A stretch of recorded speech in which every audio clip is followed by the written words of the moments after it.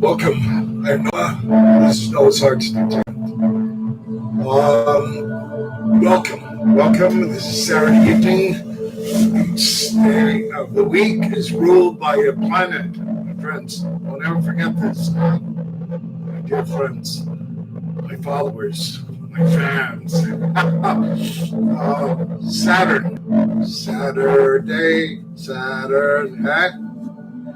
Sounds like, yeah, of course.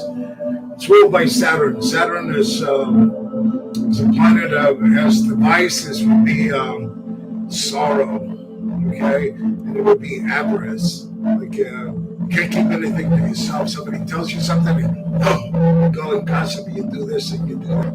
Avarice, not good. Vice.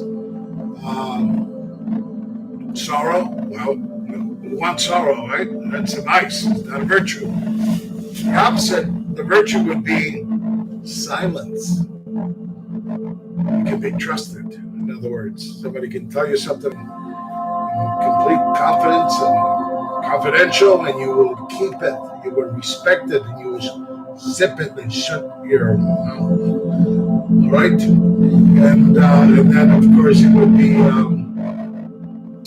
what's the opposite of sorrow? Okay, joy. Let's just call it joy. But tonight's theme is the thing that I tried to do earlier about is a lot of wind out in the lake, and it's just a lot of distortion. So I thought I'd pay you the courtesy of do myself a favor and do it over again with just a little bit quieter. All right? Okay, how's that? All right, very good. So I thank you for tuning in tonight. The theme: does hardship and slander make you or break you? Okay, it can be something very powerful because, well, it's heartfelt and it's hardship. A loss of a family member, a loss of a wife, of a husband, of a child, of a sibling, So it could be bad in many different areas, right, of your life. And slander is also very powerful, and it can hinder you. See, tonight I'm here to talk about whether it makes you or breaks you, right? So, this obviously they're very powerful energies and art forms, negative, and depends who's empowering them, right? There's always going to be that person that wants to slander you, so they're going to say the opposite of what you are and what you do and what you've done and this and that, right? And the same thing with hardship, it just happens, and the death, sometimes they're not justified, but they nevertheless happen. And in this case, I will be making reference to my own life experiences, hardships, the slanders that I will be talking about, referencing my own, not trying to. This is never a show about it's all about me. No. I'm using myself to try to I'll be reaching some of you. Some of you have gone through hardship and horrifying things in your life and slander, and perhaps it hindered you. Some people that are weak,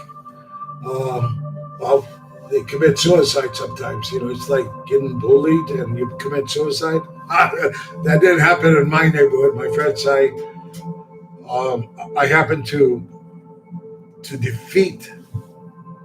physically defeat those who try to bully me. So, hey, I don't know. I can't relate about this weak links, and I'm sorry, but I know that some people are like flower childs, and they're just not made for violence or for any type of physical type of activity. It's like some people are made for sports and people are not. Some people are made to work to be really tough, boxers, wrestlers, etc. Karate, martial arts, and and some people can't do that. They don't have the balance. They don't have the backbone, the spine, the courage, the will, perhaps to even be partake in any of these events. So I'll start with hardship number one. Um, the birth of my child, my firstborn. I believe that his birth was cursed. And I know it sounds, but then again, you can always tune out, my friend. This is about esoteric science. It's about mysticism. This is about metaphysics, about alchemy. It's about a lot of different, analytical and psychological aspects of things. And so these themes will resonate with you, or they're gonna freak you out, or they're just not at your level or beyond, or whatever. The thing is, I'm here to help you evolve, and I know that wasting time as a young person, wasting your youth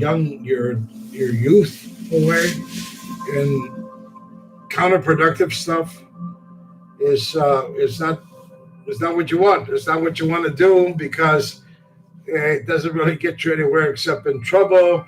And once some guy says to me, "Who do you think God respects the most? The person that goes the straight and narrow path, or the one that takes the side winding road but gets there?" Well, you know what? Guess what? The side and winding road. That's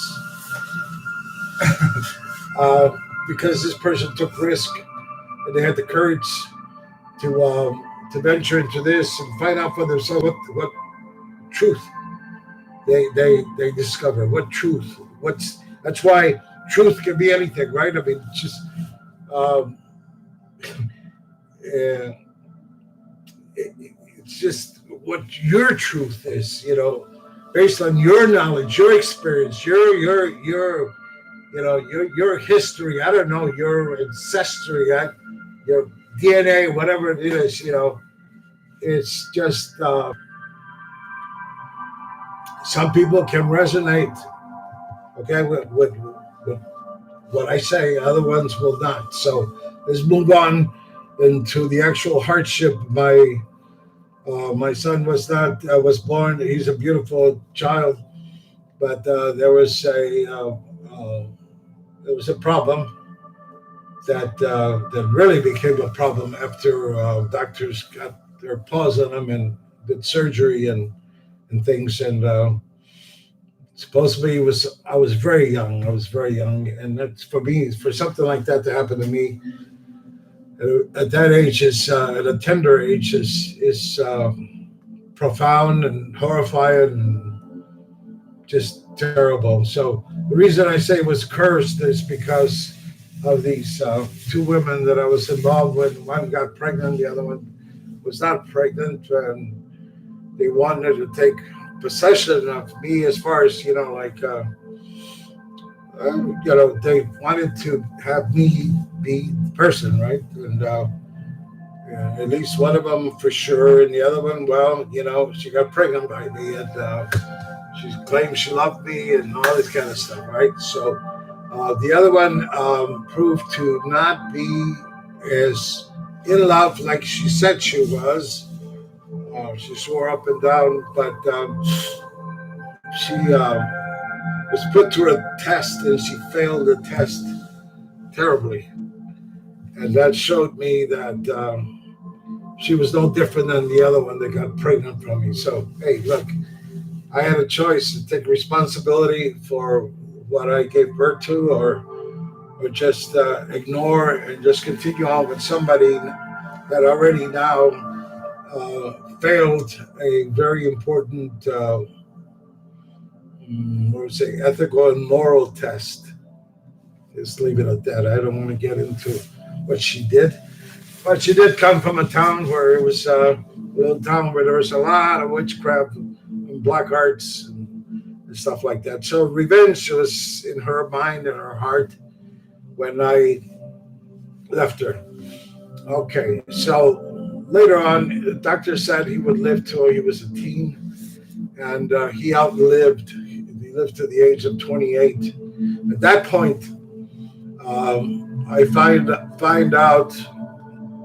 out through, not through the mother of my firstborn, but through my oldest sister, who was ironically and phenomenally looking through the obituaries in the newspaper, something that she never ever does, and she found that my son had died. And obviously I was not going to be informed by the mother. She had no intent of letting me know. So when I did find out through my sister, I immediately packed my bag and I flew 1,800 miles away to go see, at least try to be there for my son's funeral. I went through hell once I was there. I did,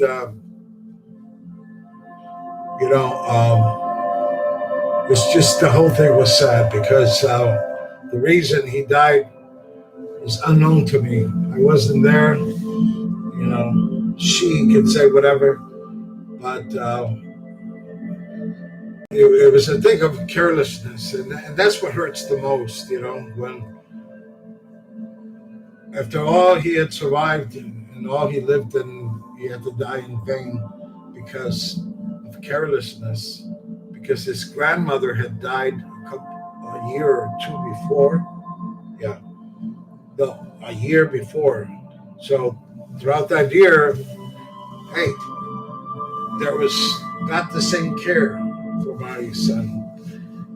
Either way, I always lived 1,800 miles away since we were very young.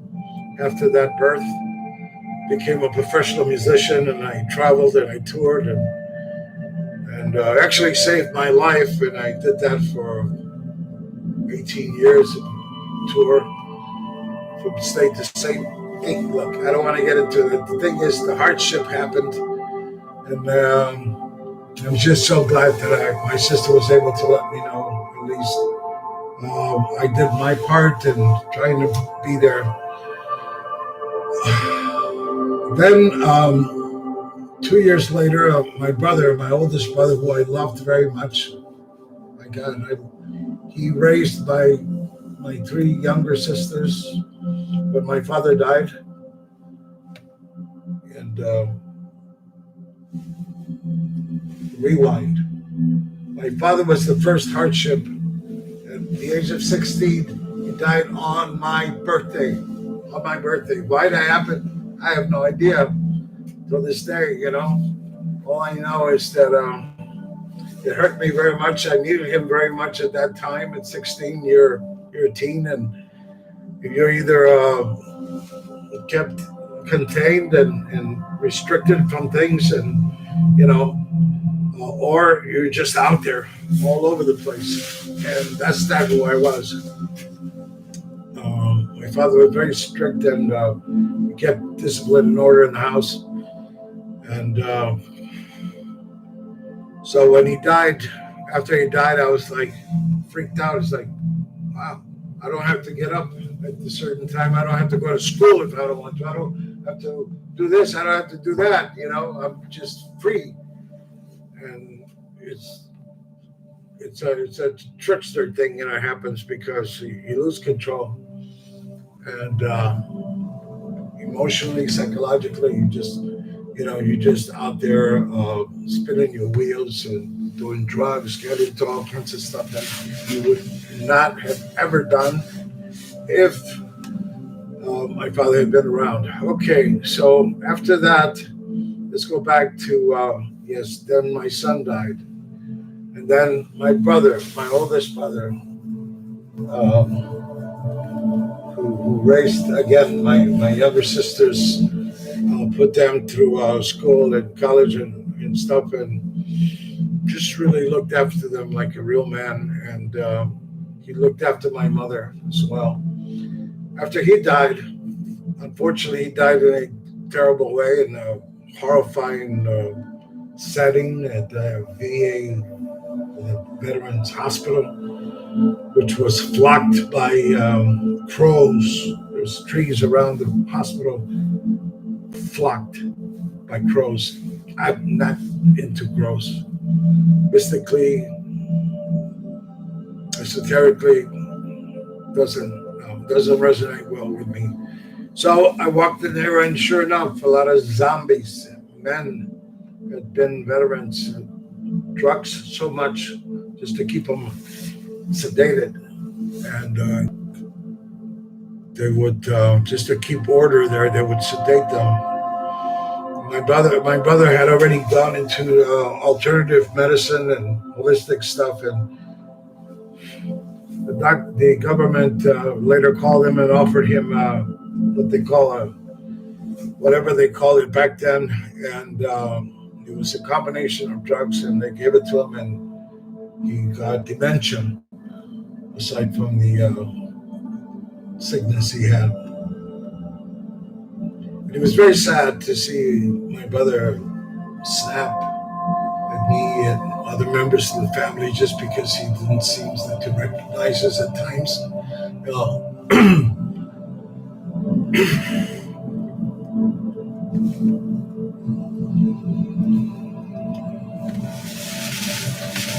So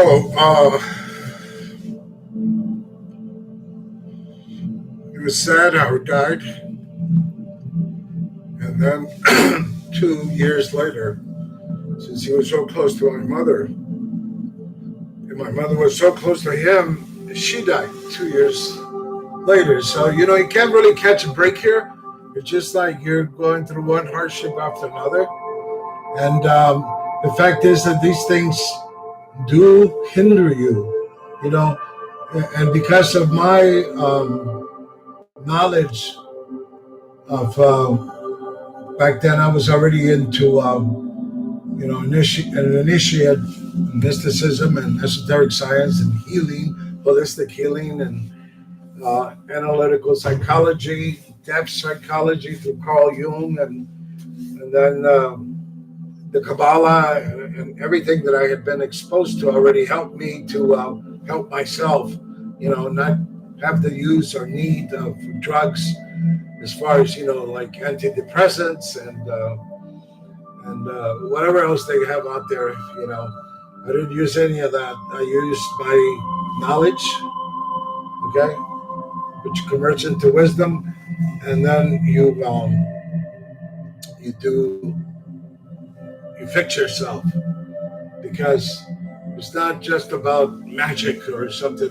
Yeah, there's alchemy involved. There's alchemy involved, but that's part of the training and the education that you receive as an initiate. And the Kabbalah really surely helped a lot, the Hebrew Kabbalah. And so, I was able to, without any medication, without any psychologist or psychiatrist, somebody's going to try to claim that I'm nuts and put me away somewhere or something. Fuck that. I'm sorry, but hey, that's out. So thanks to the knowledge, and that's why I say I don't give a shit how young or how old you are. Get attuned with these things, because might say, look at me and judge me and say, oh well, you're an older dude, so you're thinking differently or whatever. Just let young people be young people. Fuck that. Okay? My daughter, at the age of 16, went through a pretty horrifying experience, and something you never want for your kids. But that's the time when I said, you know what? I was going to start. I had already started travel Europe, and then I was going to be gallivanting here, drinking wine, dancing, and fornicating, probably making love to whoever. And but at that moment, at the age of 16, she needed me, and that triggered back when my father died at the age of 16. And I said, no, what kind of a man am I? Well, if I'm going to not be able to take responsibility and take charge of my daughter's life at the time that she needed me, okay? I was not going to do that to her that my father did to me, but I don't blame my father at all. He was an older man. He was like my father, my grandfather. He was 73, and I was 16, My little sisters were 7, 5, and 3. Those are the ones he left behind, which my oldest brother raised. So yeah, it's not a good thing. So I said, look, I am who I am now. I've matured. I have to take responsibility for my daughter. And a mentor of mine said to me, don't worry about her until, she's 18. She can make up your mind as far as, where she wants to go with you, with her mom, or what she needs or whatever. I said to myself, no, she needs me now. The ordeal she was going through. So I had to get really involved, defend her, protect her, heal her, do everything I knew that I had been embedded in with, all the stuff that I used to help myself. I used to help her put her life back together and everything was there, and then of course the divorce thing is never a good thing, That's how you destroy the kids, because of this conflict between, the mother and the father. And a lot of marriages are based on bullshit. They're not really, a union of one, So the kids suffer because of these stupid, toxic, idiotic decisions and choices and compromises we as adults make. So I was on the right track when I married, and I wanted a family. And I didn't want just one child. Of course I did, but I wanted her to have a brother and sister, and that didn't happen because of stupidity and stuff that happened. Okay, so we go into the slander. The slander, oh my God, the slander,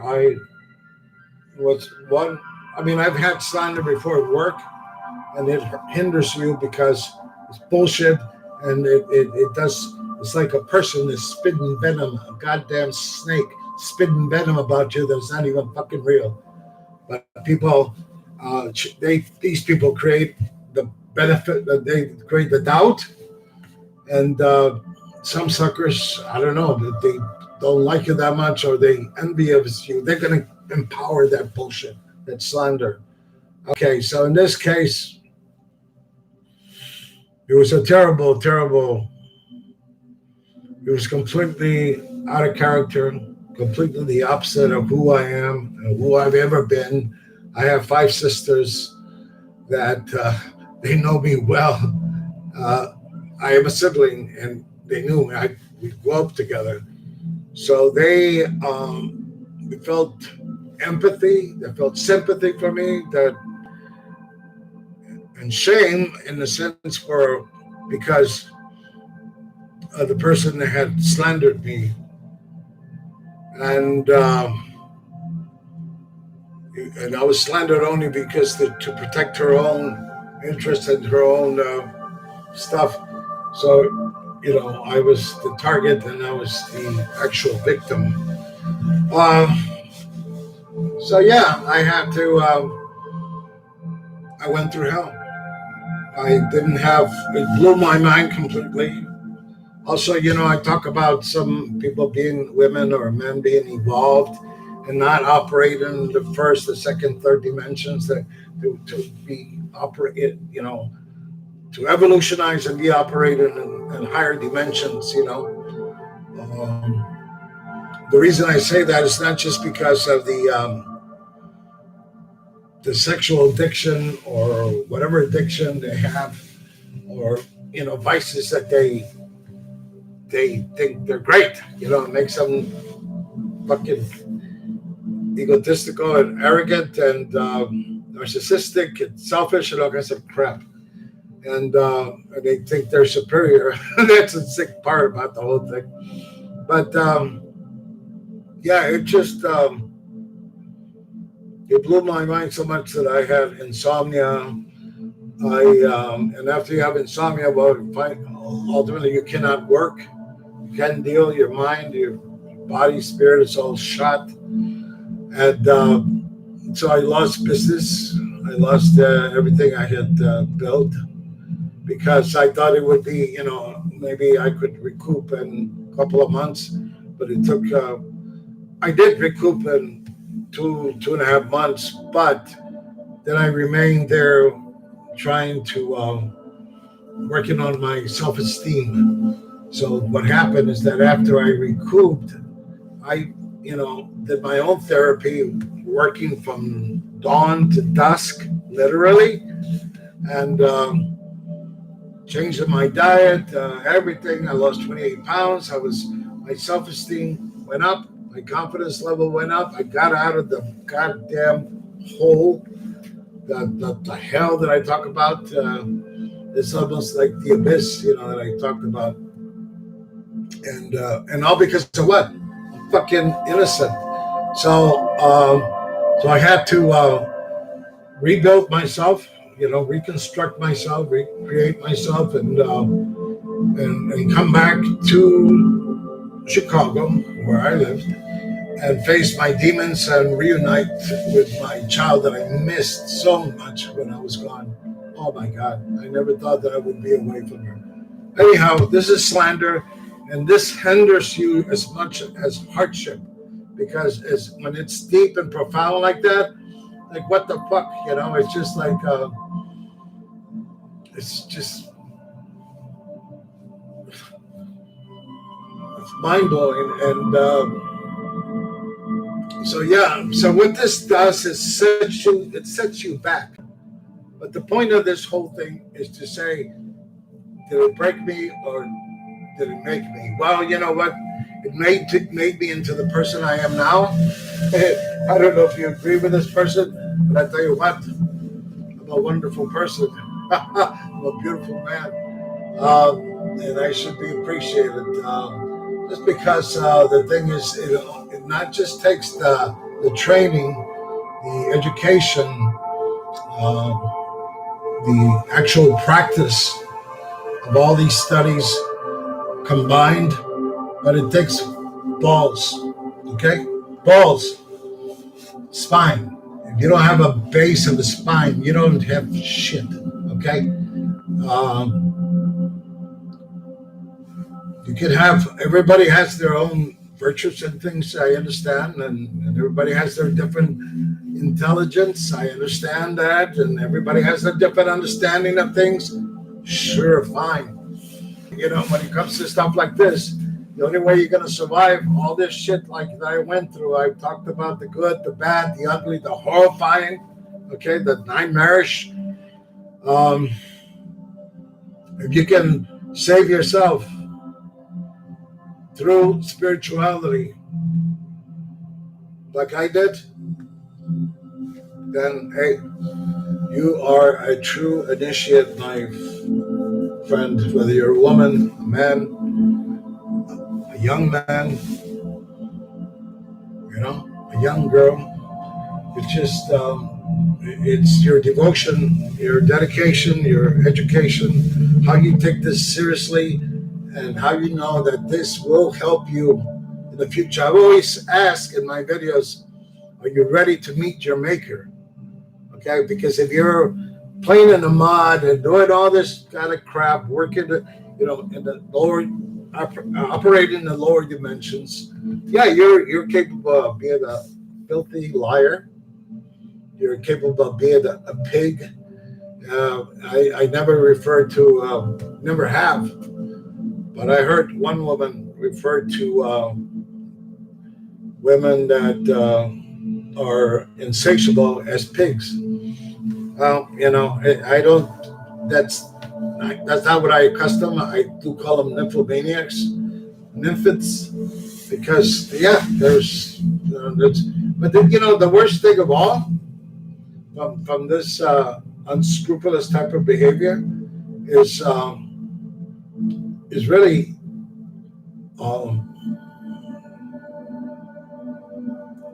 really not having scruples. You know, in other words, I don't know. You fuck everybody, you have sex with everybody, but you don't have sex with your father, with your mother, with your brother, your sister, your cousin, your niece, or whatever. That's out. Okay, that's going beyond. That's out. And so I suppose that some women that I've been with who were nymphs, maybe were guilty of that. I don't know. I never found out. And but when I did find out about something and someone in particular, it destroyed me. It really did destroy me. And so, look, this thing about soulmates and all that kind of talk and all that stuff is fine if and when this person is not beyond. In other words, yeah, she could be very sexual and very active and be a cheater and be all kinds of a liar. But to go cross that line into not having scruples, that's out. You know what I mean? I have no empathy for that. That's just out. You have to have fucking control. All right. If you're gonna break your husband's heart, you're gonna break your boyfriend's heart, or your girlfriend's out, or you're out, or you're gonna do something destructive like that. You gotta have the balls to be honest and be honest with yourself first. Okay, be honest with yourself. Love yourself, respect yourself, value yourself, and I keep saying this because this is true. Because if you don't do this, you don't have this established within yourself, you cannot be trusted. You cannot, it's not capable of you loving somebody dearly because you don't love yourself. Come on, you don't respect yourself. Why should you respect him? You have desires, you go out and you do whatever, as long as nobody finds out secrets, all kinds of crap. I don't want to get into all that because that's going into another, but still, not having scruples is a terrible thing. And that's the most destructive thing that can happen here in your heart. It's not about because she fucked somebody. She always fucks somebody, okay? Or because he fucked somebody. No, he's always done that. He's always done. You probably knew this. You were having sex with him because he was a good lover or she was a good lover. And regardless of what she did, her behavior. And so, okay, I'm going to wrap it up here. Hardship and slander is hindering and can break you temporarily. But then you have to have the balls. You have to get the education, the training, the experience, everything to put yourself, the education to put yourself back together, Fuck the psychiatrists and psychologists and the medication and the Xanax or whatever the fuck you call for depression. No. Be a man, be a woman, have the fucking balls, have the ovaries. Get it straight, all right? Very good. I don't care how young you are. Do not fuck your life, all right? Don't waste your life. Do not do stuff nothing but bad karma you're building for yourself, and then later you got to pay for it. All right. And listen, I took my turn at the age of 38, so I wasn't that young, but I surely wasn't old. I was still in a prime age, and nevertheless, I took that turn, and that's it. So you don't have to fuck your life away. Literally, you can put it together, get it together, let it mean something, form a union, a soul union, integrate, multiply, have a family. I mean, I'm sorry to say, but women at the age of 40, if they don't have children, is because either have endometriosis, something that has to do, they cannot produce a child, they cannot be fertile, or you don't have the will to have kids. So more likely than not, by that age of 40, you've had a series of abortions or things like that. And abortions can be a terrible thing, especially when you're married and either you or the husband or the wife wants child, and you will not let it happen. Okay? And especially when you got one child and you want him or her to have a brother or sister, siblings, and you don't give a shit. That's a terrible thing, okay? That's a terrible, terrible thing. All right. Well, it was nice chatting with you tonight. I hope you enjoy your evening. I'm out of here. I just need to do this because I know the earlier one, there's a lot of wind at the lake, and it just distorted. And I'm sorry, but that's what happened. I felt like doing it then, and now it's had the energy to do it now again. For you, for all the followers, all the fans, if you like this kind of stuff, please like, subscribe. You'll be fed automatically. Anything that I do that's new, you won't miss it. It will be sent to you. And the other thing is just share. So once you subscribe, all you got to take is a button that says share, and you click that and you share with whoever. Not just whoever, but somebody that's going to appreciate me. Okay? Hello. Very good. Thank you so much. And that's enough for tonight. I hope that I was able to help in some way or the other. And this is what it's all about. Trying to help you, help yourself, help me, help myself, this kind of stuff. And taking it to higher levels, man. All right? Or woman. All right, very good. Thank you so much. Check me out at SoundCloud. I have an audio platform there, SoundCloud under King Noah. And King, because that was the first role that I played in as an actor. I was a king. So I started at the top, the royalty. And so, yeah, SoundCloud, King Noah, audio. And I did have a LinkedIn, no more. I will form something else. I have Twitter. Yeah, you can go in there. Have a good night. Thank you for listening. Like, subscribe, share. Bye-bye. It's the bananas.